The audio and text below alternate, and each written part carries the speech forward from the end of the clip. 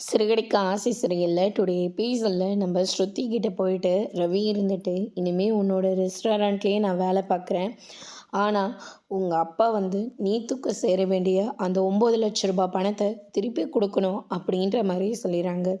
அது எப்படிப்பா நான் போய் சொல்ல முடியும், அதுக்கும் எனக்கும் எந்த சம்மந்தமும் இல்லை அப்படின்னு சொல்லிட்டு ஸ்ருதி சொல்லவும், ரவி இருந்துட்டு அப்படின்னா என்னாலையும் இங்கே எதுவுமே பண்ண முடியாது அப்படின்ற மாதிரி சொல்லிடுறாங்க.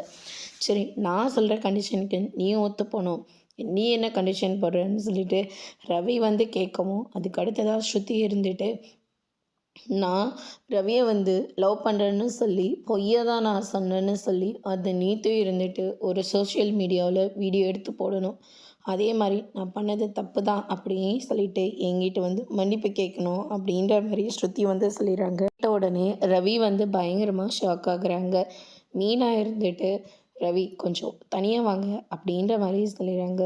ஸ்ருதி என்ன கேட்டாலையும் அதுக்கு சரின்னு மட்டும் சொல்லுங்கள், மற்றதெல்லாம் நம்ம அப்புறமா பார்த்துக்கலாம் அப்படின்னு சொல்லிட்டு மீனா இருந்துட்டு ரவி கிட்டேயும் ஸ்ருதியை தனியாக கூட்டிகிட்டு போயிட்டு, ரவி இங்கே வேலை செய்கிறேன்னு சொல்லிட்டாருல்ல, அதுக்கப்புறம் மொத்தமாக நீங்கள் ரவியை இந்த ரெஸ்டாரண்ட்லேயே நீங்கள் வச்சுக்கலாம்.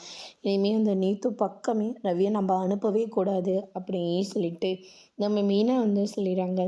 நீங்கள் சொல்கிறதுனால நீங்கள் சொல்கிறதுக்கு நான் சரின்னு சொல்லிக்கிறேன் அப்படின்னு சொல்லிட்டு நம்ம ஸ்ருதி இருந்துட்டு, சரி நான் என் அப்பா கிட்டே பேசி அந்த பணத்தை நான் கொடுக்க சொல்கிறேன், நீங்கள் இங்கேயே பார்ட்னராக ஜாயின் பண்ணிக்கலாம். நான் உங்களுக்காக தான் இந்த ரெஸ்டாரண்ட்டே நான் ஆரம்பித்தேன், ஆனால் நீங்கள் தான் வரமாட்டேன்னு சொன்னீங்க. இப்போ நீங்களாக வந்திருக்கீங்க, சரி ஓகே, இனிமேல் இங்கேயே நீங்கள் ஒர்க் பண்ணலாம் அப்படின்னு சொல்லிட்டு நம்ம ஸ்ருதி சொல்லிடுறாங்க. எங்கே கிளம்பிட்டீங்க, இன்னையிலேருந்து நீங்கள் ஜாயின் பண்ணிக்கோங்க. ஆனால் இன்னொரு விஷயம், அந்த நீத்து எப்போ அவங்க என்கிட்ட மன்னிப்பு கேட்குறாங்களோ அப்போ தான் நான் அந்த வீட்டுக்கு வருவேன். நீ வேலையை முடிச்சுட்டு நீ உன் வீட்டுக்கு போகலாம், வேலையை முடிச்சுட்டு நான் என் வீட்டுக்கு போயிடுவேன் அப்படின்ற மாதிரி நம்ம ஸ்ருதி கண்டிஷன் போடுறாங்க. இதை கேட்ட உடனே ரவி பயங்கரமாக ஷாக் ஆகுறாங்க. அதுக்கு அடுத்ததாக பார்த்திங்கன்னா மீனா இருந்துட்டு எல்லாத்துக்கும் சரின்னு சொல்லுங்கள் ரவி அப்படின்ற மாதிரி ஐடியா கொடுக்குறாங்க. ரவியும் ஓகே அப்படின்ற மாதிரி சொல்லிடுறாங்க. அதுக்கடுத்து தான் இந்த பக்கம் மனோஜோட ஷோரூமில் சந்தோஷ் லேட்டாக வராங்க. இதுதான் நீங்கள் ஷோரூம்க்கு வர டைமா அப்படின்னு சொல்லிட்டு மனோஜ் கேட்கவும், எல்லாம் உனக்காக தான் வெளியில் போயிட்டு வந்தேன், நீ கேட்டால் ரொம்ப சந்தோஷப்படுவேன், நான் கேட்டால் சந்தோஷப்படுவேனா, அப்படி என்னத்தை நீங்கள் எனக்காக பண்ணிட்டு வந்துட்டீங்க அப்படின்னு சொல்லிட்டு கேட்கவும், அந்த உன் ஒய்ஃப் பற்றி முழுசாக தெரிஞ்சுக்கிட்டது, நான் அவங்கள நடிக்க கூட்டிகிட்டு வந்தது எல்லாமே ப்ரௌன் மணி தானே, அதனால் ப்ரௌன் மணியை நாளைக்கு கோர்ட்டுக்கு கூட்டிகிட்டு வர சொல்லி முத்துவும் மீனாவும் பிளான் போட்டிருக்காங்க, அதுக்காக நான் ஹெல்ப் பண்ணேன் அப்படின்ற மாதிரி சொல்லிடுறாங்க. இது எல்லாத்தையும் ரோகிணி கேட்டுடுறாங்க. ரோகிணியை பார்த்த உடனே மனோஜ் இருந்துட்டு, நாங்கள் பேசினது நீ எதாவது கேட்டியா அப்படின்னு சொல்லிட்டு கேட்கவும், நானே இப்போ தான் வந்தேன், நான் என்னத்தை கேட்டேன் அப்படின்னு சொல்லிட்டு ரோகிணி ஒரு பக்கம் சொல்லிடுறாங்க. அதுக்கு அடுத்ததாக பார்த்திங்கன்னா நாளைக்கு கோர்ட்டுக்கு ப்ரௌன் மணி வரப்போகிறாரா, அதை நான் பார்த்துக்கிறேன் அப்படின்னு சொல்லிட்டு பிளான் போடுறாங்க. ஷோரூமில் என்னென்ன மெட்டீரியல்ஸ் இருக்குது, எவ்வளோ ஸ்டாக் இருக்குது, என்ன இதுன்னு பார்த்துட்டு போகலாம் தான் நான் வந்தேன் அப்படின்ற மாதிரி சொல்லிடுறாங்க. அதே மாதிரி ரஞ்சித்துக்கு பணம் கொடுக்கணும்ல, எல்லாத்தையும் ஒரே அக்கௌண்ட்லேருந்து தான் நம்ம பணத்தை அனுப்ப முடியும், அதனால் உங்கள் அக்கௌண்ட்டில் கொடுங்க அப்படின்னு சொல்லிட்டு நம்ம ரோகிணி இருந்துட்டு மனோஜோட அக்கௌண்ட்டில் இருந்து ப்ரௌன் மணிக்கும் வித்யாவுக்கும் பணத்தை அனுப்பி விடுறாங்க. இதை பார்த்த உடனே மனோஜால் கண்டுபிடிக்கவே முடியல. நான் அனுப்பிட்டேன், இந்தாங்க பணம் அப்படின்னு சொல்லிட்டு பணத்தை ஃபோனை ரிட்டர்ன் கொடுத்துட்றாங்க. அதுக்கு அடுத்ததாக வீட்டில் எல்லாருமே பேசிகிட்ருக்கிற போது சந்தோஷ் ப்ரௌன் மணியை நடிக்க கூப்பிட்டது, இப்படி எல்லா விஷயத்தையும் பேசிகிட்டு இருக்கிற போது ரோகிணி வந்துட்டா. அதுக்கப்புறம் நான் போய் அவகிட்ட நாங்கள் பேசிகிட்டு இருந்தது ஏதாவது கேட்டியான்னு சொல்லிட்டு கேட்டேன் அப்படின்ற மாதிரி மனோஜ் நடந்த எல்லா விஷயத்தையும் சொல்கிறாங்க.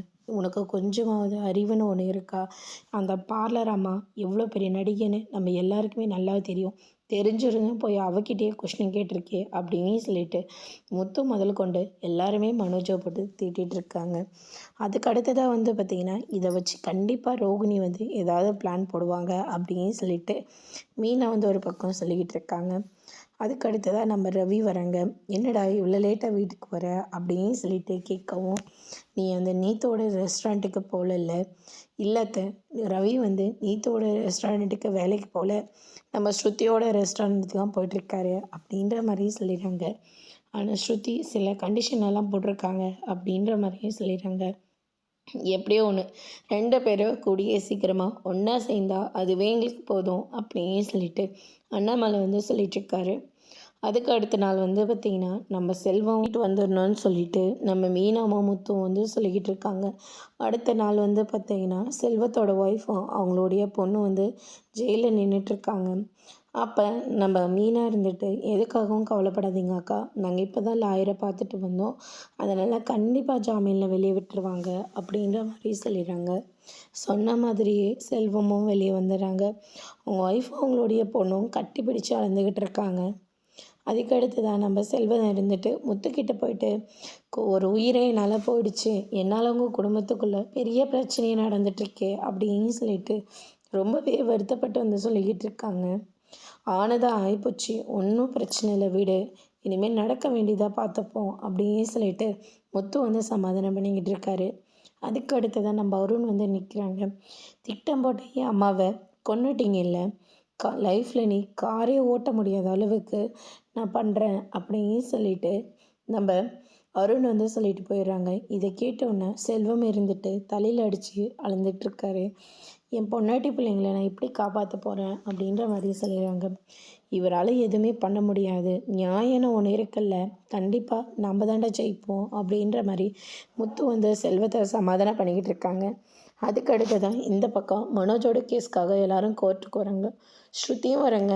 நான் டிவியில் தான் என்கிட்ட டிவோர்ஸ் கேஸ் எல்லாம் நான் பார்த்துட்ருக்கேன், நேரில் இது வரைக்கும் நான் பார்த்ததே இல்லை, அதனால தான் பார்க்குறதுக்காக வந்தேன் அப்படின்ற மாதிரி சொல்லிடுறாங்க.